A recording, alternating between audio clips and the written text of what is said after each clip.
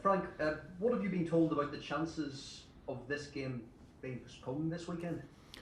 I haven't been given the chances of the game being postponed. I'm just aware of the situation, and at the moment the game is on.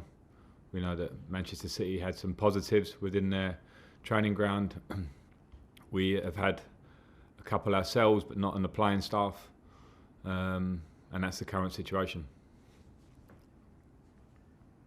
Have you any concerns, Frank, about playing in the game, or how safe do you, as players and staff, feel in the current climate? Well, generally probably as safe as the public, because of the new surge in numbers that we're seeing.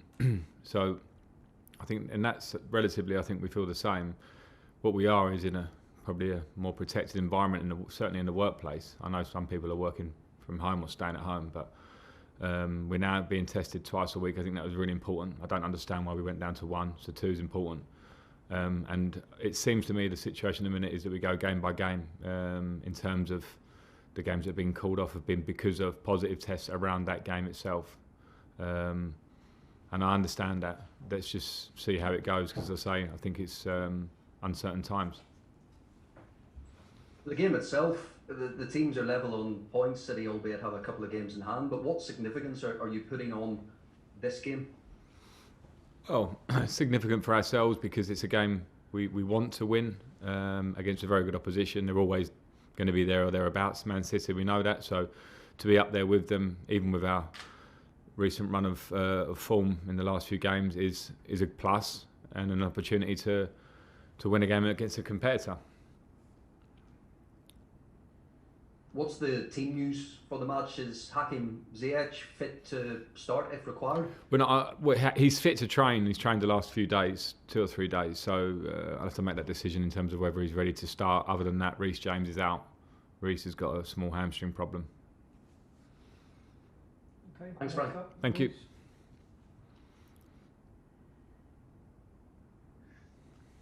Hi Frank, Happy New Year. How Hi, are you? Amos. Good, thank you. And you. Can I just go back on what you said right at the beginning? You said that you've had a couple of positive COVID tests, but not within the playing staff. Is that this week? Yes. Okay. So there's no one on the playing side has been affected. That's good news.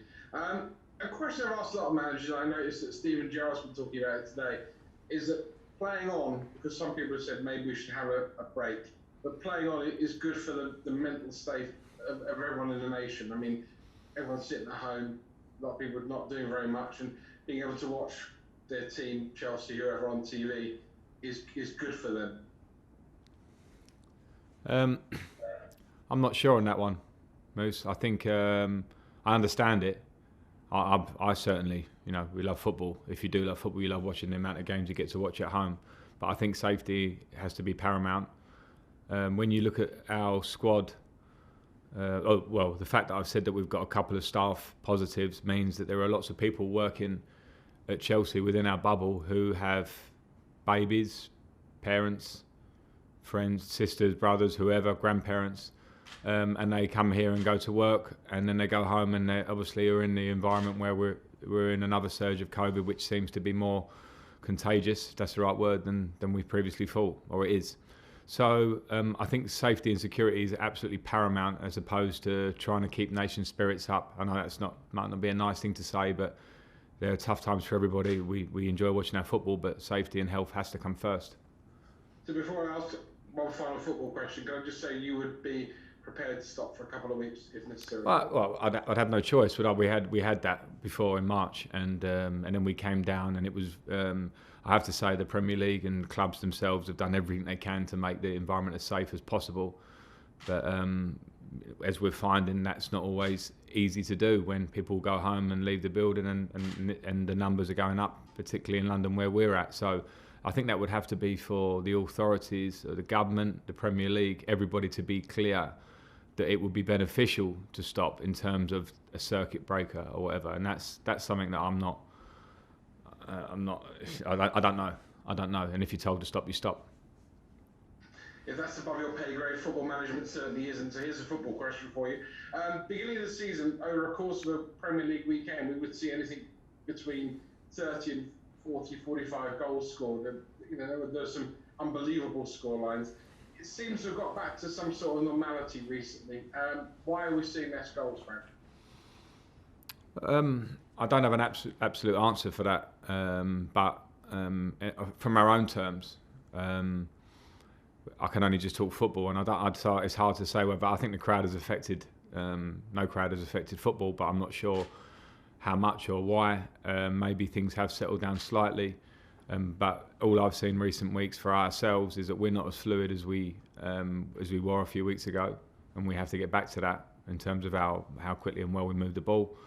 And we've come up against teams that are very well organised, and that's for our point of view. Then it's harder to break them down so much, and you have to also try and be as secure as you can be. So I don't have an answer, Moose. I'm sorry, I've sort of waffled a bit there, but I think it's not clear. Okay, Baker offers. Thanks. Hi Frank, Happy New Year. Hi, and to you.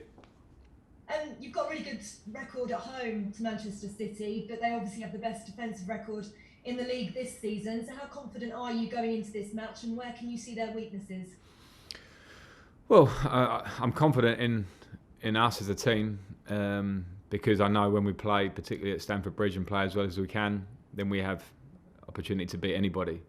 When I say that, Manchester City are right at the top. So when we beat them in restart, for instance, 2-1, it was a really difficult game in which we had to suffer at times because they're such a good possession-based team. So I'm confident in us. I know we need to be at our best to win because of the level of opposition. In terms of their weaknesses, I don't see it. I think they're just a very strong outfit, very well managed. They don't concede many, as you mentioned. They have lots of threats in attacking areas. So we'll have to focus on ourselves, be at our best, and if we're at our best, then we can make weaknesses against any team. What do you want to see from your team, though, on Sunday, which maybe you didn't see in the Arsenal and Aston Villa performances? Well, I don't think Arsenal and Aston Villa are comparable. Arsenal was probably, in my opinion, the worst performance of the season because of our first half, not the second, but the first. And we have to accept that sometimes that can happen. Every team in the Premier League has had one or two of those at least this season. We've seen that in terms of consistency. Villa wasn't. Villa had more energy. We had opportunities. We should have won the game. But we have to keep those energy levels up. It was slow against Arsenal. It needs to be quick against Manchester City. It needs to be disciplined against them defensively. So I want to see real discipline in the way we defend and a lot of speed in our game when we attack. How important is it, though, mentally to start off 2021 with a win? It's important because we come off the back of a few games where we've not been at our best and we've dropped some points. We're fortunate we had a really long unbeaten run before that, so the league table doesn't look terribly bad when you think we're very close to the top and the top four positions. So it's important for us, yes, mentally, because we need to start winning games regularly, and of course City will be very hard to do that, but we'll try.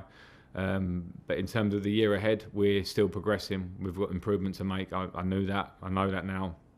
And that's what we just have to do. Work hard every day. Work hard for every game that's in front of us. Just finally, Olivier Giroud, 3 goals in 4 Premier League matches now. Are you having to manage his workload a little bit, or has he earned that starting place every week? I think I've managed workload over Christmas. We have a squad and I have to use that. We also look at Tammy Abraham, and I think his recent goals record and this season goals record in